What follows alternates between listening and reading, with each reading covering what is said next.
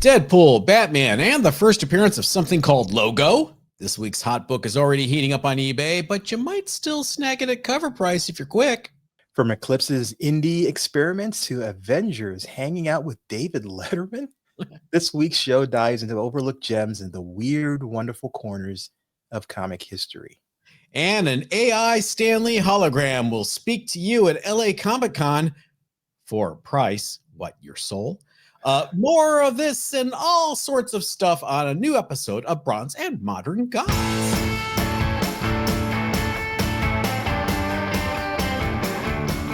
Richard, I don't even know where to start. Let's start with my face.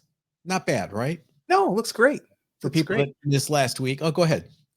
I can't wait to see, you have a little bit of inflammation right now. But when it all goes away, it's gonna be like baby's bottom. I know. Everybody didn't see last week's show or don't care. I had to get like a laser treatment on my face for precancerous skin cells. Nothing bad, no cancer. This is to prevent. It's like a new therapy and it's awesome. They basically they strap you in and they put this laser helmet on your face after this gel sits for 90 minutes to activate the skin cells, and it feels like someone's taking a cigarette butt and just burning your face. Richard, here's the best part. When you leave, for the next 72 hours, I have to be a vampire. Absolutely no sun. All the curtains are drawn. No sun at all. I can't even go out and get the mail. But I have to go home after the treatment. So they say, wear this hat and sunglasses and go straight home. So I went home looking very chic. Oh, no, wait. You can't tell me anything when I'm wearing this hat. Really? They couldn't have done better than that.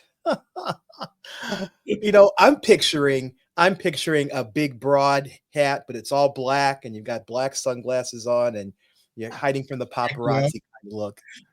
No, it's more like music makes the people. You guys are here for comic books, right? That's why you're here. So yeah, let's get started with our soundtrack of the week. To delay the comic book talk even more, Richard, I am listening to Romeo Void, Benefactor. Oh, wow. Gosh, I haven't heard Romeo Void in a long time. Never say never, right? I might like you better if we slept together. This is the album that's from. That track was produced by Rick Ocasek from The Cars, but the rest of the album is by Ian Taylor, who was his engineer for the Cars records and some solo stuff. Romeo Void is one of those new wave bands from the early 80s that had a couple of hits, and there's just so much more underneath those two hits. So if you have not heard the rest of Romeo Void's catalog, start with Benefactor. You will enjoy it. All right. Great. Yeah, I remember the two hits. That's pretty much, that's pretty much all I can remember. Try Chinatown. That was a single that didn't get any play, but super catchy. Catchy, like our hot book of the week. Richard, we talked about this on the live stream on Thursday, but take it away. Hot book this week is Deadpool, Batman #1. That's right, boys and girls. Marvel and DC Comics got together and had a baby. And it's an anthology of Marvel and DC crossover stories featuring two character team-ups from each universe, like Deadpool and Batman, and Captain America and Wonder Woman, and a number of other stories. It's also the first appearance of Logo, a mashup between Wolverine and Lobo. Okay, guilty. I had no idea what Logo meant. Why are they calling him Logo? And then I realized it's Lobo and Logan. Logan and Lobo. Sorry, go on. Issues are selling for over $10 on eBay, but there are still many copies available for the original price at your local LCS and online. And I think the official number of variant covers for this, I think I did a little research and found the total number of variant covers are 17 gajillion. Yeah. Don't quote me on that. I'm just at this point, I'm just glad it's not a blind bag. Might as well be. Yeah. Oh God, could you imagine if they had done a blind bag for this book. It would be like X-Force #1 numbers. Yes, yes. Um, I'm excited. I'm excited. People are excited. I don't like Deadpool. I'm not a big Batman guy, so I'm not excited. I do kind of want to read the Captain America Wonder Woman story because I know it's done by the Dodsons, who I quite enjoy. And I just like seeing people excited about a new comic book. Yeah. Yeah, and excited about the comic. Yeah, and the stories. That's great. I personally have not read it. Our buddy Evan has and raved about it. So it's definitely something I'll pick up the next time I'm at the LCS. It's like you say, people are excited about the story, which is the purpose of comics, right? Yeah, and I think anything that helps LCSs survive in this era, I'm all for. Right. Now, something I can't imagine anyone truly being excited about is happening here at the LA Comic-Con very soon, and that is an AI Stanley hologram will speak to fans at LA Comic-Con. They can't let the man rest in peace, can they? No, they have to just squeeze every ounce of blood that may be remaining from this corpse.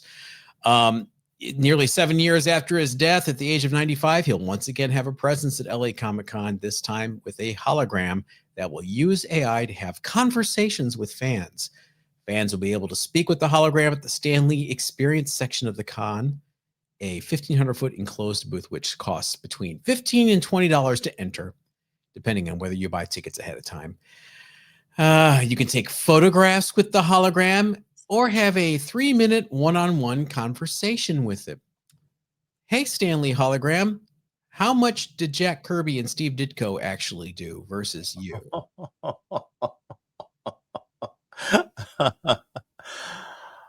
This is such a bad idea. It's hard to describe how bad of an idea this is if you're a comic book fan. If you're a marketer, okay, I could see, yeah, we're going to use Stan Lee and but as absolutely tasteless, knowing what we know about what happened to the man in the last decade of his life. Absolutely. The man was taken advantage of the last decade of his life. And after his death, they're still taking advantage of the poor man. I don't necessarily have a problem with a hologram experience or, a tribute, but again, not this guy, because he was exploited so horribly before his passing. And now it just comes off as, guess what? Exploitative. What do you guys think? Do you want to go pony up $20 to ask fake Stan some questions? And you think about this, if this is successful, who else are they going to bring back from the dead to have their monetary contribution to some AI company? Dead Elvis, Yeah. dead Cass Elliot. Was it a ham sandwich, really? Yeah, let's move on to show and tell. Let's wash the taste out of our mouths with a little show and tell. Continuing our downward slide into de-evolution. Really? Jerry Casale, Mark Mothersbaugh, you were right. My first show and tell, no theme, but I just want to talk about some fun books I have. Machine Man number 13. And I loved this book when I was a kid, man. I was like 11 years old, 10 years old when the Kirby version was out.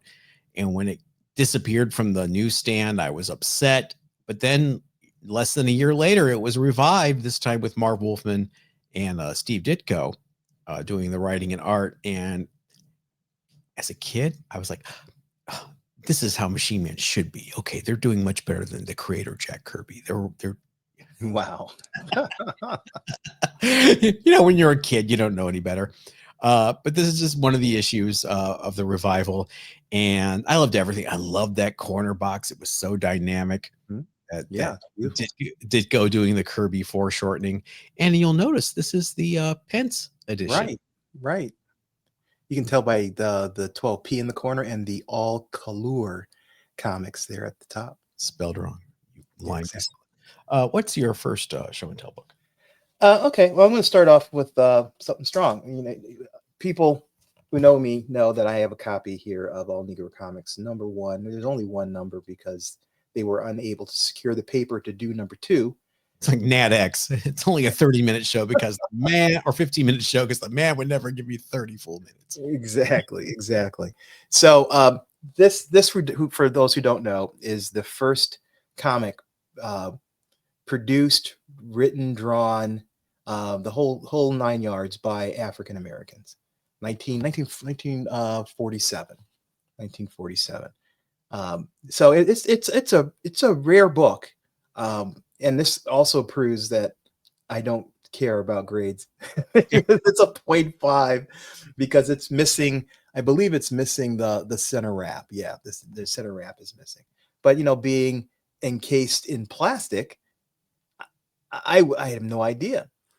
Anyway, I've had this book now for about 2 years. I haven't been able to read it, obviously, because it was slab. And we were talking just a couple weeks ago about All Negro Comics and my interest in having a readable copy. So this is the hardback. This is the 75th anniversary of All Negro Comics, produced as a hardback, and I'm going to read it on the background here.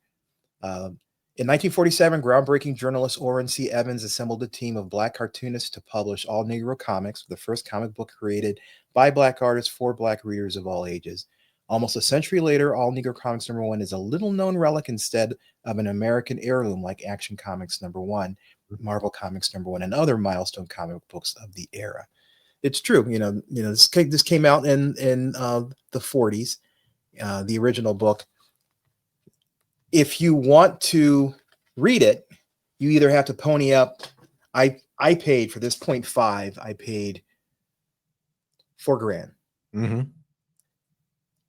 Higher grades, I've seen them $30,000, which is a lot of money to spend just to read a book.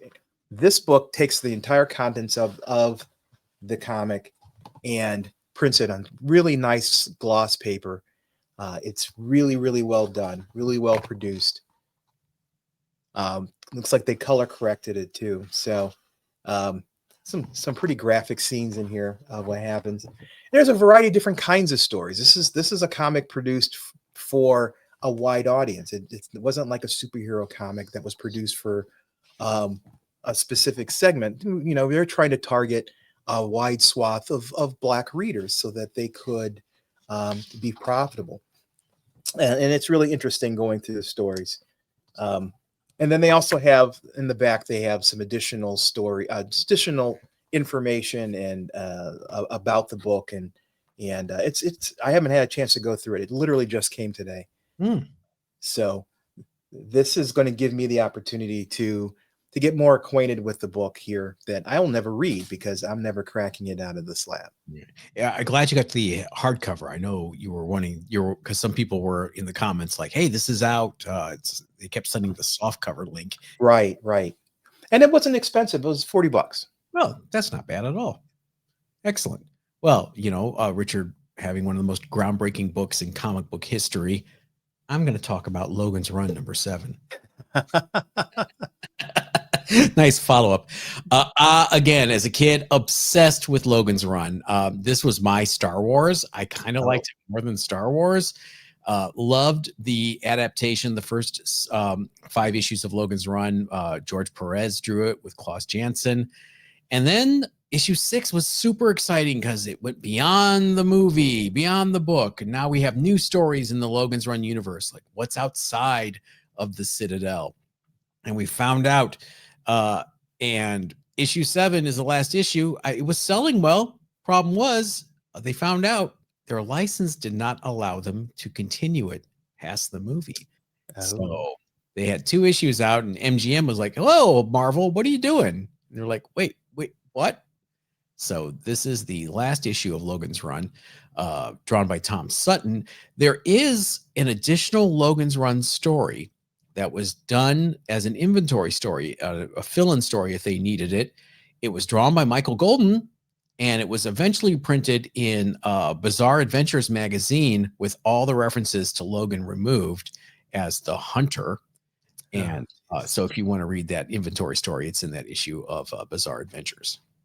Why wouldn't they let Marvel? I mean, they're getting money from Marvel as they're producing them. That seems to be short-sighted, considering there was no Logan's Run 2. Considering how well the Star Wars comic did, you would think that MGM would just collect the money. Maybe it was the author of the book had that stipulation. Who knows?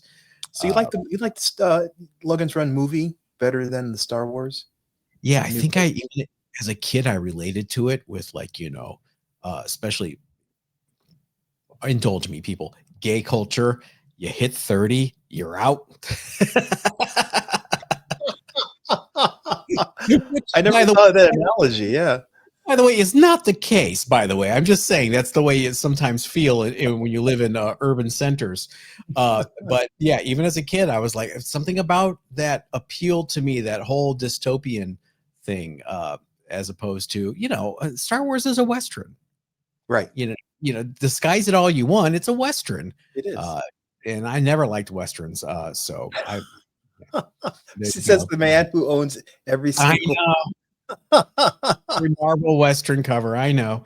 What's your next show and tell book? Next one, we seem to have. It seems to be popular to do these grouping, showing a bunch of books of a series.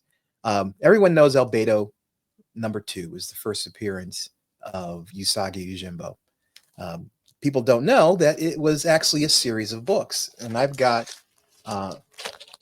the latter half of the series. Here's Albedo #7, and these are all, and she's noticed it says anthropomorphics. It's basically funny animals. You got rabbits and squirrels and dogs, and the thing is, these stories are not comedic. I mean, they're put in some real life situations, and they situations that would be the same if they weren't funny animals.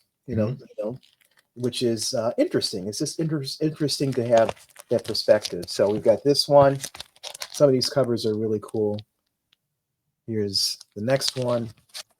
Do you happen to, am I putting you on the spot, asking you how many issues it ran? I don't know. Off the top of my head. Watch your mic.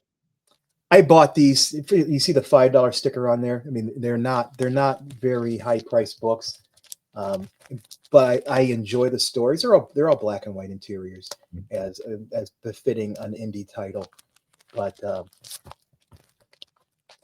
really interesting stories. If you are interested in funny animals, it may not be the kind of funny animal stories that you're expecting, but it's definitely worth a read. And if you can find a set of these are all high grade books. I mean, really high grade. If you can find a set, they're really cheap and they are good reading. And if you happen to, my dream is finding somebody who's got a whole set of it and doesn't know what Albedo #2, the importance of that, because 1 and 2 are pretty much, they're the high value, not 1, 2 and 3 are the high value books in this run. Mm-hmm. But that's never happened. I've never come across anybody who's actually, other than the latter half of the series, has any of the books. Wow. Can you imagine going through a long box and seeing that for like $3, #2? Oh, jeez, man. Keep it cool. Or it's a moral dilemma as well. It is definitely a moral dilemma. I should have done this right after your all Negro comics. I don't know what I was thinking, but this is a bit of a milestone and an oddity. It is from Marvel in 1973. It is Lil Kids #12 featuring Calvin. Wow. Okay. This is the last issue 10, 11, and 12 of this former reprint title. Was converted to all new stories featuring an African-American kid in grade school and his buddies. I would have to think at the timeline, it has to be a reaction to Fat Albert and the Cosby Kids. I'd agree. Is this the first African-American kids title solo? That's a very, very good question. I don't know. Because, you've got Lobo, not the main man, but Lobo the Western as the first African-American solo title. Then Power Man, Hero for Hire as the first African-American ongoing superhero title solo. Then the Black Panther got his own title. Maybe this is the first kids title. This is before Fast Willie Jackson. That's true. Let us know in the comments. Yeah, Greg, let us know. It's also Kevin Banks is the artist, and there's very, very little known about him. He was possibly, Roy Thomas, I think, said he's possibly was an intern at Marvel at that time. And he had these pages and they had this book to fill inventory, and they let him do it for 3 issues, but no one's been able to find him since, or whatever happened to him and his recollections and his experiences. But any interest in getting this 3-issue set? I wouldn't mind having it. Yeah. I had a number 10, a 9-2, and I sold it years ago. I think I sold to Bucky's Books. Now that I'm thinking about it, Bucky out there. What is your last show and tell book? My last book is another book to prove that I've talked about this book before, but I don't think I've ever shown it. Fantastic Four number 3. This is, I had Fantastic Four number 1, the Golden Record reprint, and I had number 2, and I had number 4, which is first the Submariner and Silver Age, and of course number 5, the first Doctor Doom. And my OCD said I need a number 1, or sorry, number 3 to fit into that series. And bought this book back in the day. I bought it, about $750, I believe it was what it cost. The grade isn't important to me. I wanted the book. I wanted the book in my collection. And the nice thing about having the book in the collection is that you're less tempted to spend money on higher grade books when they come about, because I already have one, even though it's a 1.0, and it's a 1.0. It's hard. What are the greatest notes on that label? It says 2 extra staples added after manufacturing. I can take those out. That's easy. Oh, but the spine is chewed up. It looks like somebody gave it to their dog. Man, I love the hubris of Stan Lee on the 3rd issue of his new title, saying the greatest comic magazine in the world to 2 exclamation points. Yeah. Oh, just think about how much is going to come after this. This is 1962. There's so much of what Marvel is going to tell that this is just a precursor of all the fantastic stories that they're going to tell. I love the history behind books like this, because what comes after it, and what happens, and it's a snapshot in time. It's so funny. I just can't help but thinking, that's 1962, July. Is it July 62? It says March 62. It's a 1.0, and I have Kid Colt Outlaws and Two Gun Kids that are contemporaneous of that in that box that are like 8.0s. Yeah, somebody loved this book, or buried it under something. One of the two. I don't care. It's my 3, and I am immune from having to buy another one. I agree. Good for you. Hey, if you like show and tell, and you like listening to us prattle on, why not become a member here on YouTube? $2.99 a month. You get exclusive live member-only streams on Thursdays, 90 minutes. You can join us and show your books off. We've got special guests each week. You get shout-outs like this. You also help us buy new equipment. I got new microphones this week, Richard. So excellent. Yes. So now we have new microphones. Just hit join right here on YouTube next to the subscribe button below. Or if you're on the podcast, just hit the link in the description as we move to viewer mail. You've got mail. Richard, my first piece of viewer mail comes from The Beautiful Downgrade. Sounds like a Suede album. It does. Might be time to offload some of that Spawn stuff sitting and gathering dust in my collection. An interesting avenue to circumvent the scalpers and flippers who might be trying to take advantage of the hot book boom surrounding Spawn number 9 is to go snatch up the 1993 Hot Wheels Spawn car pack that came bundled with different Spawn comics, including one with issue 9. Wow. I know they exist because I happen to have bought one of these before the pandemic when I was exploring the more off the beaten path, unusual or unique Spawn items. I was checking prices on eBay, and not many people seem to realize that the bundle exists or that there is a spike in Spawn number 9 interest. Some sellers have listed the limited edition packs that include Spawn number 9 for less than $20. Well, Beautiful Downgrade, not anymore after this show. You've ruined it for everyone. That's cool. I didn't know that. Richard, did you? No, I didn't. No, that's interesting. I wonder what the market will value those at, Yeah. given that they're probably smaller size books, I would assume. It might be the same size. It might be like the Spider-Man 2099 cover that came with the Marvel Legends figure, with the white Mhm. cover. It might just be, I would guess it's leftover stock because they overprinted those books so much. But yeah, we were talking about Spawn #9 last week, Hot Book of the Week. We're also talking about the old days when you would roll your dice doing mail order online, hoping you got a mint book and your first piece of your mail hits upon that. Sure does. My first piece is from Rick Bow, and he says, "I remember I bought Flash number 129, and the dealer advertised it as a mint copy. Hmm. That was in the 80s. I sent it to CGC, and I pressed before sending it. It came back an 8.0.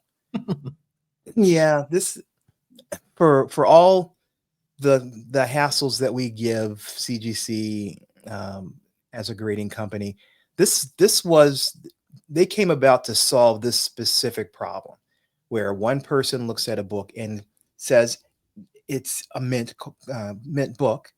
Another person takes a look at that same book and says, no, no, it's not. It's got these flaws, which keeps it from being mint.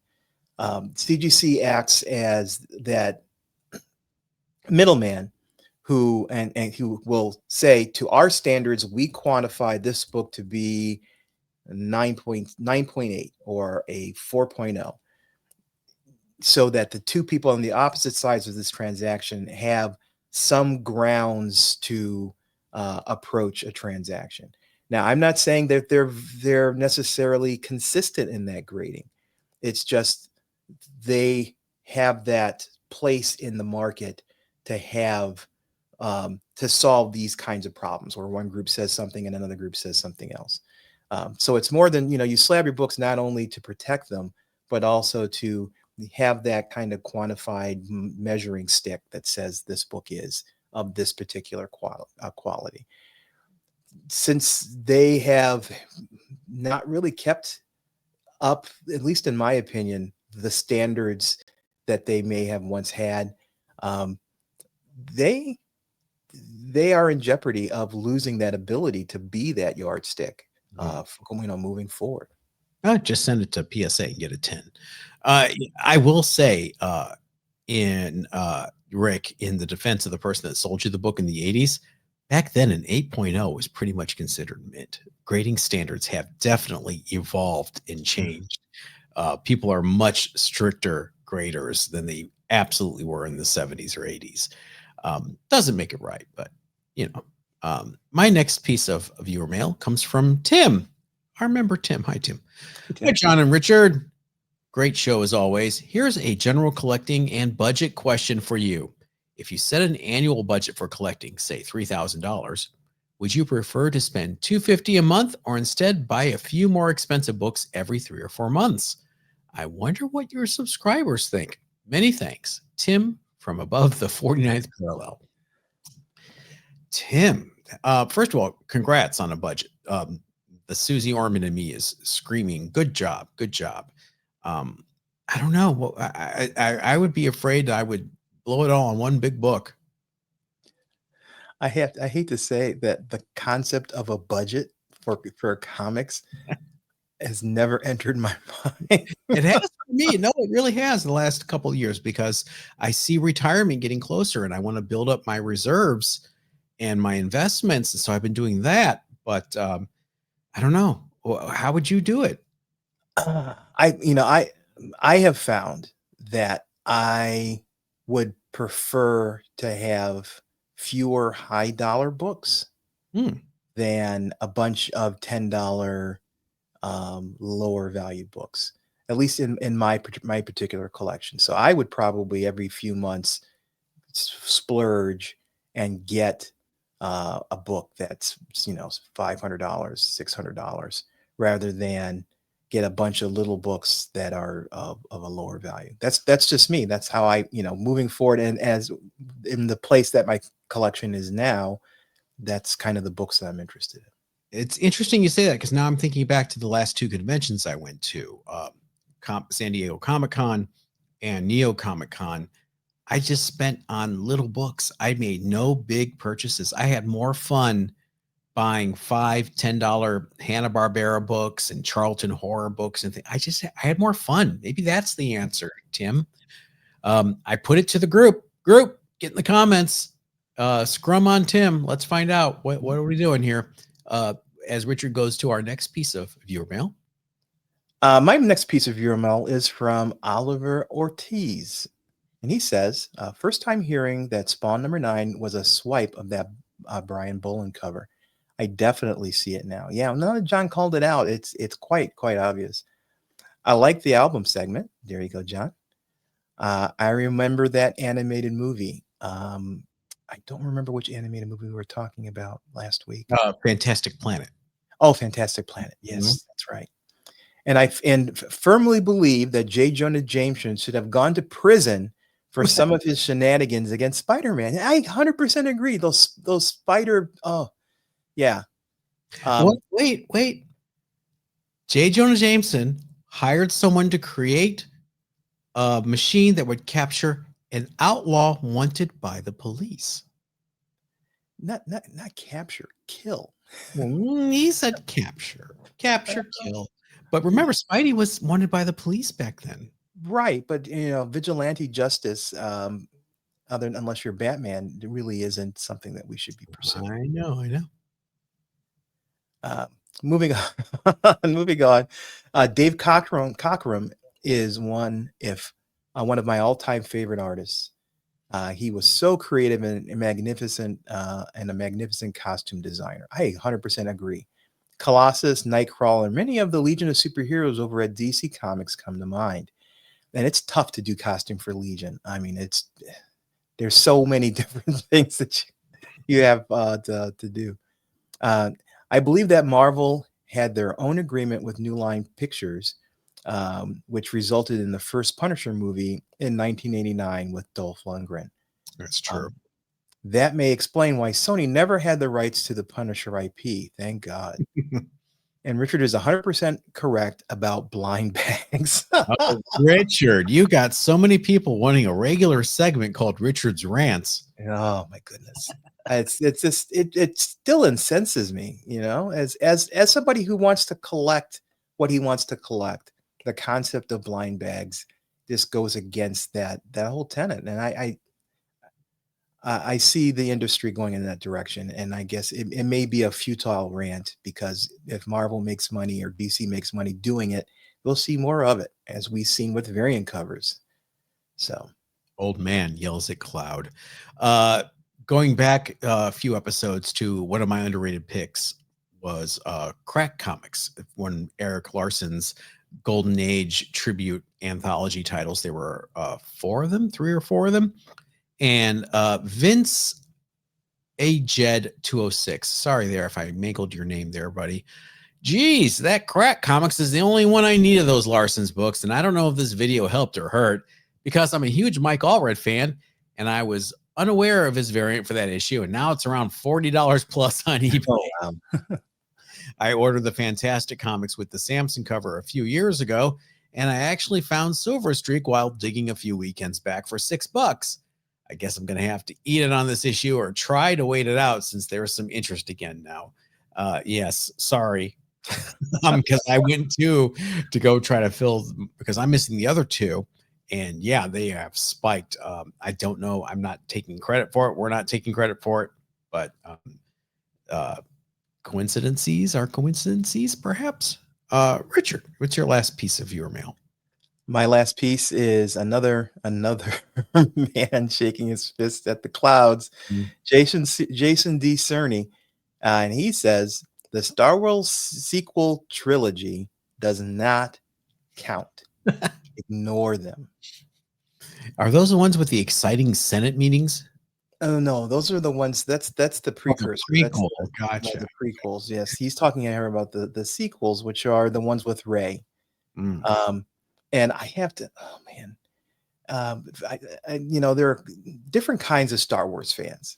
And I am one of the old school Star Wars fans because I saw Star Wars in the theater back in 1977, and it took over my life for the that first year. I was reading everything I can get across my hands on. It was really, really important to me, and I was with bated breath awaiting each of those first three movies. The prequels kind of didn't really interest me, but I could see why people liked certain parts of it. Jar Jar Banks was definitely not something that I thought we needed. But I could still see, there was a reason for them. You got to see Darth Vader and why and how he became Darth Vader. So that was cool. The trilogy, the sequel trilogy, had no basis in any of what came before it. And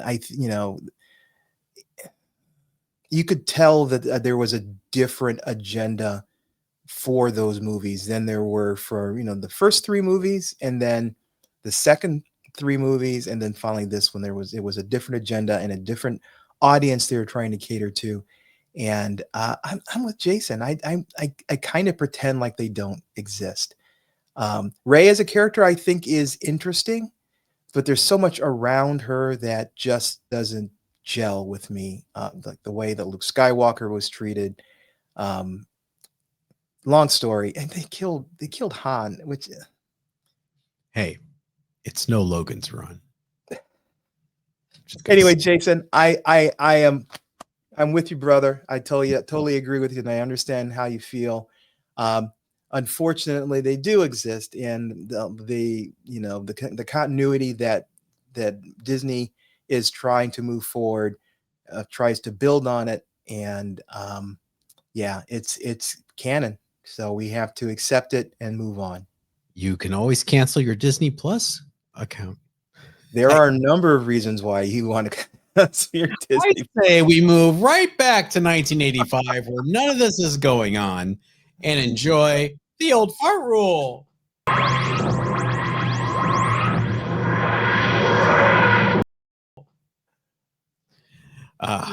Segue past that. Gonna keep moving to the new DNAgents #1 or issue 25 if you look in the indicia. This was the relaunch of the original DNAgents series from Eclipse, and they wanted to refresh the property, bring in some new readers, reduce the price to 75 cents. Richard, did you come on board with this? Nope. I had read the original DNAgents. I did not read this at all. Yeah, me neither. I think they lost a few people because there was a little bit of a hiatus, I believe. Yeah. Mm-hmm. And it's still written by co-creator Mark Evanier, who we love, art by Mitch Schauer, who I'm not too familiar with. It wasn't a full reboot. Instead, it just continued from the previous run, but was designed to be new reader friendly. It explored, like the original series, superheroics through the lens of corporate ownership and exploitation of superpowered individuals. Kind of a sharp commentary that predated works like The Authority or even The Boys, right? Yeah. While DNAgents never became a big mainstream hit, it's remembered as one of the most ambitious and creator-driven titles of the indie boom of the early 80s, which is very close to mine and Richard's heart. We love these books. Eclipse, Kamiko, First. Mm-hmm. If you want to check out the new DNAgents, it's going to cost you $2 to $5. High grade copies rarely exceed $15, even slabbed. It's a fun, inexpensive pickup for collectors of 80s indie comics, or if you like Mark Evanier's work, this is something I need to go back and collect. That cover looks so much like a G.I. Joe cover. It just screams G.I. Joe. Wow, I thought it was like it's a classic, that whole Love and Rockets Ramones' first record album Up Against the Brick Wall. Oh yeah, lineup kind of thing. Maybe they're doing stand-up at the Improv. That's all. Tough crowd. They're not going to put up with it. Look at that. They're going to blast that crowd for not laughing. Moving on to more 80s indies and our underrated books of the week. Richard, you got it right here. Yeah, this is funny. This is the book I was going to talk about last week, and instead I went on a rant. But It's Dark Horse Presents #1, back from 1986. Dark Horse Presents was a great book, great series. Lots of introductions of new characters in it. In issue #1, we get introduced to Black Cross, as you see here in the cover, but also to one of the indie darlings, who is Concrete. Concrete was an ordinary man, and he encountered aliens, and he put his brain in this giant stone body. And it's grounded very much in realism.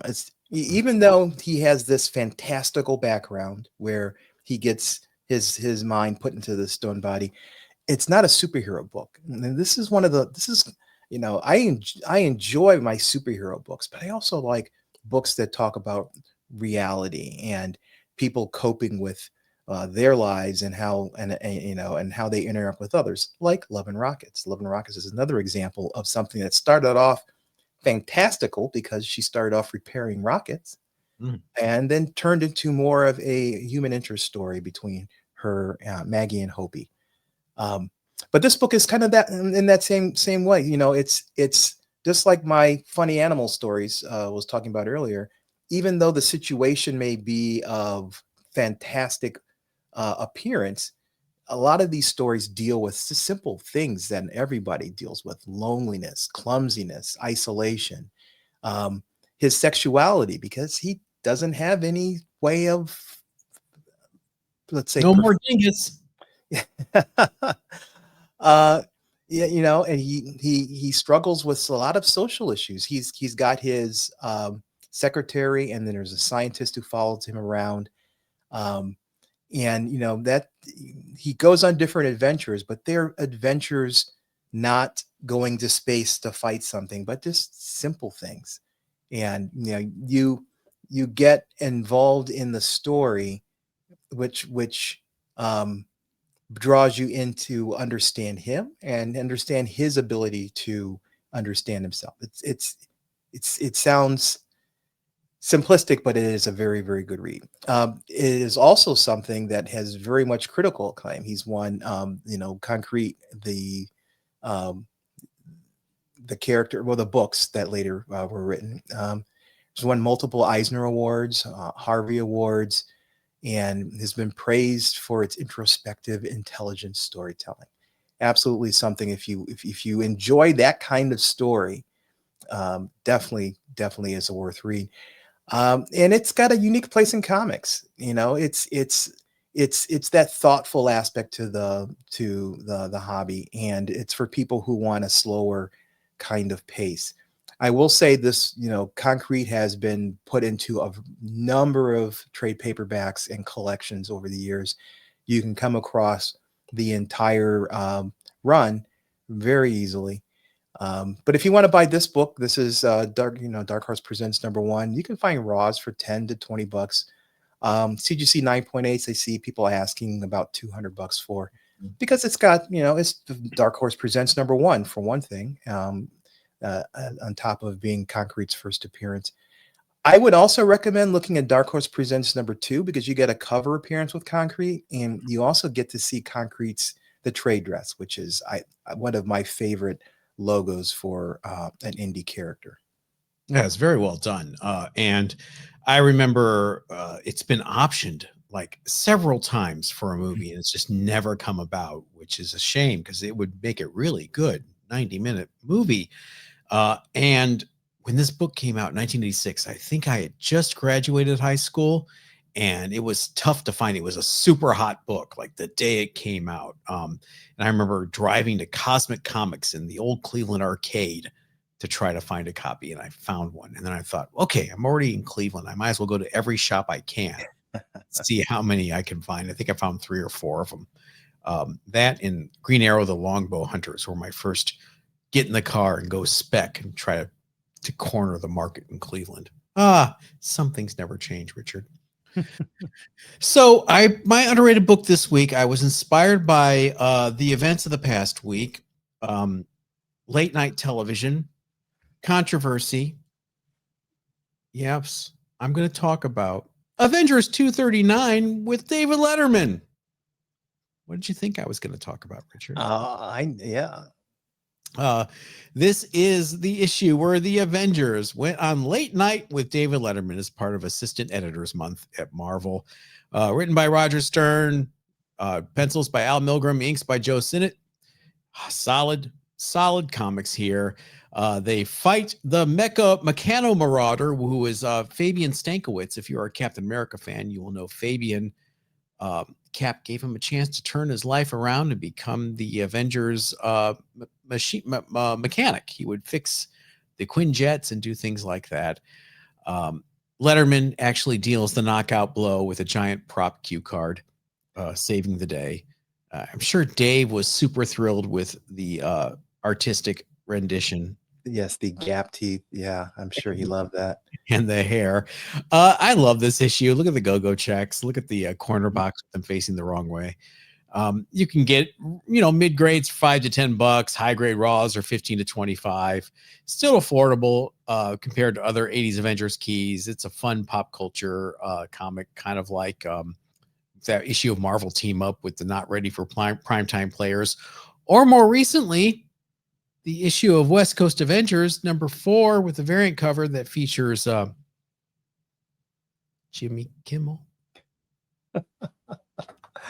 Assistant Editors Month was always a good time. People took things a little less seriously.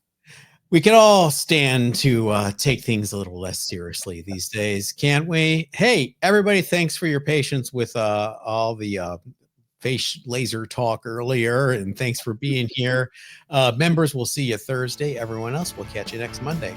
Everybody, stay safe.